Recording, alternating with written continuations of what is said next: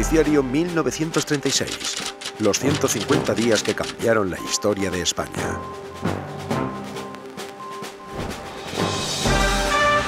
Noticiario independiente de la tarde. Desde nuestros estudios de la calle Antonio Maura de Madrid.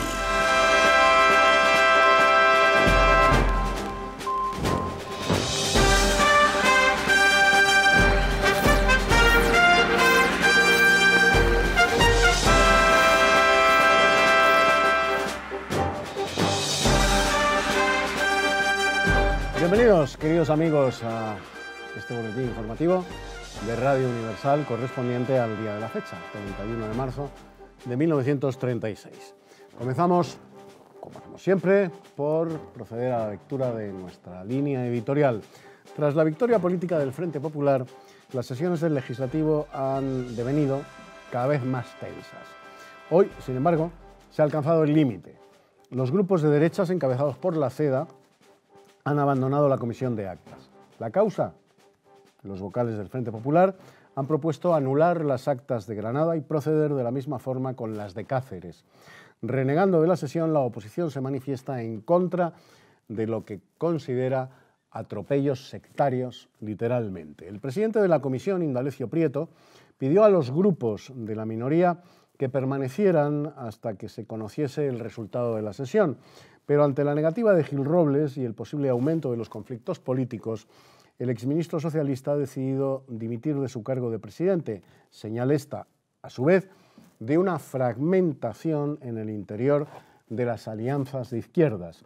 El poderoso significado de este gesto se refuerza con un manifiesto de la CEDA que hace pública la renuncia de su participación en la política institucional.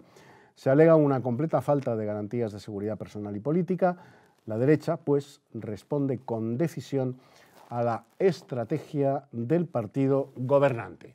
Y antes de abrir nuestra página de información nacional, como siempre, vamos con una noticia de publicidad. Pon remedio al ardor, dolor de estómago, acidez, úlcera, vómitos, diarrea, estreñimiento, colitis y demás malestares vinculados a los intestinos o al estómago. Deja de sufrir y toma Servetinal. Vamos pues, como les decía, con nuestra página de información nacional aquí en Radio Universal.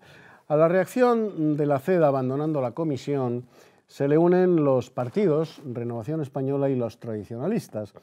El Partido Agrario es la excepción de una derecha que decide permanecer y no abandonar las instituciones parlamentarias por el momento. Las agrupaciones obreras españolas se movilizan en diversos actos. En Santander, por ejemplo, los trabajadores del puerto convocan una huelga que paraliza gran parte de las actividades comerciales marítimas de esta ciudad, de Santander.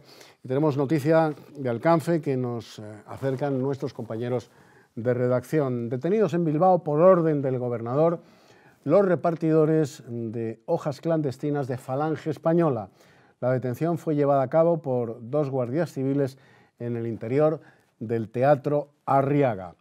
La agrupación política Socorro Rojo Internacional organizó por la mañana un acto para la memoria revolucionaria asturiana en el Cinema Europa de Madrid. La reforma agraria avanza con nuevos asentamientos rurales en la provincia de Salamanca. El ministro de Agricultura confirma que han sido 70 las familias de ganaderos y agricultores a las que se les ha otorgado un nuevo espacio de vivienda. La finca reorganizada es Castro Enríquez, en el término municipal de Aldehuela. Tenemos nuevamente una noticia de última hora que nos acerca nuestro compañero de redacción. Trágico accidente de aviación en el aeródromo de Cuatro Vientos. Los capitanes Antonio Campañá y Joaquín Resac pilotaban juntos una avioneta Lorin hacia el campo de aviación cuando, a 1 metro de distancia del suelo, el motor se paró bruscamente. Sin capacidad de mantener el control, el avión continuó su dirección hasta estrellarse contra las tapias del recinto militar, provocando la muerte del capitán Campañá y heridas muy graves al capitán Resac. Y les dejamos ahora con una noticia de publicidad antes de, como siempre, abrir nuestra página de información internacional. Depurativo Richelet. Purifica la sangre, alarga la vida, previene del cáncer. Y la página de información internacional la abrimos, como suele suceder, nuevamente hoy también, por las noticias que vienen de Alemania. Alemania ha votado el plebiscito general convocado por Adolfo Hitler, con un 99% de votos favorables al Führer y a su política internacional. El pueblo alemán muestra su apoyo incondicional al proyecto nacionalista germánico. Según las autoridades alemanas, esta es la prueba de un profundo deseo democrático de paz y prosperidad que caracteriza al Tercer Reich. Celoso de su soberanía, países como Suiza o Bélgica convocan sesiones parlamentarias para discutir sobre las amenazas del avance territorial alemán. De la misma forma actúa Francia, cuyo ministro de Exteriores, Flandin, ha dado un discurso con intención de advertir un posible peligro geoestratégico, pero manteniendo el respeto a la plasmada voluntad del pueblo alemán. Mientras tanto, los ministros británicos se reúnen en la presidencia del Consejo, aunque sin ofrecer ninguna declaración ni al público ni a la prensa. Y nos vamos a despedir ya, queridos radioyentes de Radio Universal, como lo hacemos siempre, con buena música. Música de nuestra selección, que esperamos les sea tan grata a ustedes como a nosotros mismos. Hasta mañana, amigos. Adiós. Ay, ay, ay, ¿cómo se la lleva el río? Ay, ay, ay, ay, lástima de mi querer, con razón tenías celos de. Ay, qué dolor del amor mío, ay, Estamos y estábamos hace unos segundos en el 31 de marzo de 1936. Ahora estamos en el 31 de marzo de 2019. Y vuelve a estar con nosotros mi querido Miguel Ángel Jimeno. ¿Qué tal, Miguel Ángel? Buenas tardes, Eduardo. Él es historiador, como saben muy bien, y con él vamos a hablar de, bueno, pues fundamentalmente de lo acontecido, de lo que les hemos contado, de lo que les hemos narrado en ese noticiario de 1936, circunscrito a la fecha del día, el 31 de marzo del 36, pero hoy, 31 de marzo de 2019. El 31 de marzo, Miguel Ángel, el Frente Popular propuso anular las actas de Granada, de la CEDA, y de Cáceres y otras ciudades españolas. ¿Esto cómo es posible? O sea, bueno, es la anulo política, las actas. Es la política de la fuerza consumada. Evidentemente, los robos de actas y todo tipo de tropelías se produjeron en febrero, ¿no? en las famosas elecciones que dieron el triunfo al Frente Popular, y allí donde las derechas o otras fuerzas no de derechas, pero como la Falange, que había concurrido en solitario, impugnaron esas actas, pues el Frente Popular, abusando ya de su condición de partido gobernante, y además no olvidemos que la Constitución de entonces y el sistema electoral de entonces, al partido que más votos sacaba le daba un plus, ¿no?, de representación parlamentaria. Claro, pues ponía en marcha su rodillo parlamentario, y Manu Militari hacía de su capa un sayo. ¿Existía verdadera democracia, por lo tanto, después de oírte en tiempos del Frente Popular en las Cortes españolas?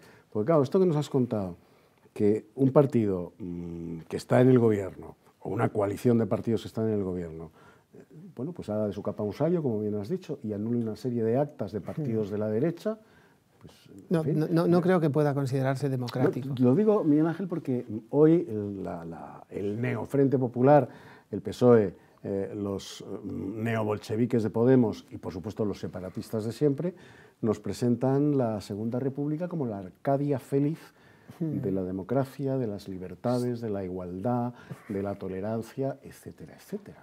Yo creo que el déficit democrático de la Segunda República Española se produce en la misma Constitución que las Cortes republicanas, unas Cortes que no han sido elegidas para promulgar una Constitución, ¿no?, pues promulgan. Es una Constitución de partido, es una Constitución que está diseñada expresamente para servir los intereses de un sector de la población española.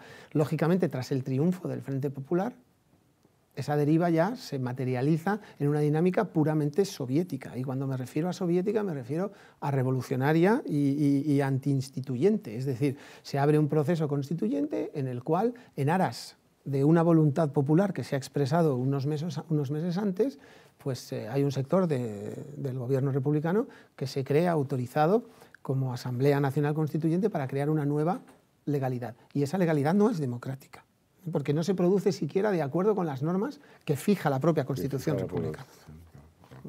Es tremendo. Pues fíjense ustedes cómo ha pasado la historia. La historia, más que historia, forraje propagandístico de la izquierda, la Arcadia feliz de la libertad y de la democracia, aquella Segunda República que estamos repasando en sus últimos meses, de febrero del 36 a julio del 36. El Partido Agrario, Miguel Ángel, se negó a abandonar la Comisión de Garantías a pesar de ser un partido conservador. ¿Qué era el Partido Agrario? Bueno, si hacemos caso a José Antonio Primo de Rivera, pues era un partido que representaba lo más reaccionario y lo más carpetobetónico de la política española, un partido que estaba nacido y creado pues, por los herederos de los viejos caciques de la Restauración para seguir manteniendo los privilegios de los más adinerados en el campo, ¿no? Lo que no obsta para que en aras de la representación parlamentaria de la que disfrutaba tuviera derecho a ejercer bueno, pues las funciones que considerara oportuno. Al ver el caos, el marasmo en el que se había convertido la política republicana y la vida parlamentaria republicana, en un momento dado decide no ser cómplice de la pantomima, ¿no? Y abandona, como bien dices tú, la Comisión de Garantías, ¿no? La Comisión de Garantías.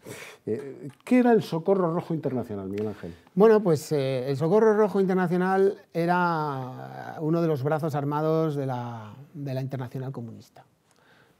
Utilizando el lenguaje revolucionario y ese imaginario comunista que sigue siendo hoy tan atractivo, ¿no? De ayuda al prójimo, del progreso, lo que hacía era servir de cobertura para que los agentes de la Tercera Internacional, a las órdenes de Joseph Stalin, pues pudieran moverse por Europa, bueno, pues con total libertad, infiltrarse en gobiernos, en fin.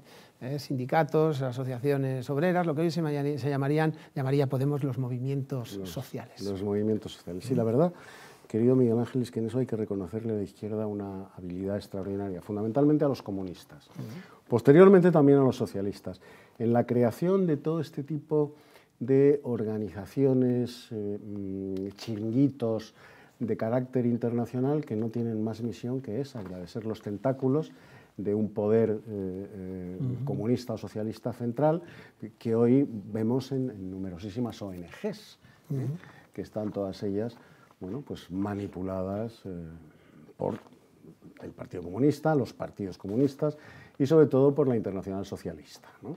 Todas esas ONGs tan modernas, tan guays, que en el fondo no representan más que los intereses de la Internacional Socialista y ad láteres. Movimientos feministas, etcétera, etcétera, los verdes, toda esta serie de cosas, pues lo mismo que el Socorro Rojo en los años 30, exactamente igual. Vamos a hablar de un personaje, si te parece, Miguel Ángel, verdaderamente siniestro, Juanita Rico. Juanita Rico. Pues es otro de esos símbolos comunistas muy bien manejados por la propaganda estalinista, que se convirtió en un símbolo en la Europa de los años 30 como víctima del fascismo, ¿no? Juanita Rico era una activista comunista muy radical, ella y su hermano, y formaban parte de unas milicias comunistas que en su día se transformarían después de la guerra en el Quinto Regimiento, pero ya estaba ahí el embrión, ¿no? De lo que llaman los comunistas la vanguardia del proletariado, que no es otra cosa, ¿no? que grupos terroristas y armados que lo que hacen es sembrar el caos y el terror como detonante, ¿no? de la revolución comunista. Entonces, bueno, pues se produjo un enfrentamiento en la casa de campo entre lo que se llamaban los chiviris, popularmente, porque volvían a sus casas de la casa de campo los domingos, chiviri, y un grupo de falangistas. Y un falangista, Juan Cuéllar, muy joven, tuvo la mala fortuna de caer en las garras del grupo que comandaba Juanita Rico, ¿no? Fue asesinado brutalmente, a palos, se le machacó, su padre fue incapaz de reconocer el cadáver y Juanita Rico se sabe que se orinó, bailó sobre el cadáver y se orinó. Hubo después una acción desafortunada, en mi opinión, que fue una represalia falangista, organizada al margen de las órdenes de José Antonio Primo de Rivera, que tuvo un enfrentamiento muy grave con el que era jefe entonces de la primera línea o de milicias, José Antonio Ansaldo, y le costó la vida a Juanita Rico. Y a su hermano, bueno, pues quedó inválido como consecuencia de los disparos, quedó en una silla de ruedas. Y, bueno, pues a su hermano lo pasearon por toda Europa, nadie, por supuesto, habló del pobre de Juan Cuéllar, y sin embargo toda Europa se enteró pues, de que el hermano de Juanita Rico, que no recuerdo el nombre, quedó inválido y que ella misma había fallecido en la represalia. Vaya pájara. Vaya Pues sí, no hay que desearle el mal a nadie, pero todo tiene unos antecedentes que yo creo que conviene contextualizar. Nos tenemos que ir, querido Miguel Ángel. Muchísimas gracias por haber estado nuevamente con nosotros, Miguel Ángel Gimeno. Les prometo que volverá en más ocasiones. Y a todos ustedes, hasta mañana, a las 9:30 en punto. Ya saben, Noticiario 1936. Les espero. Adiós.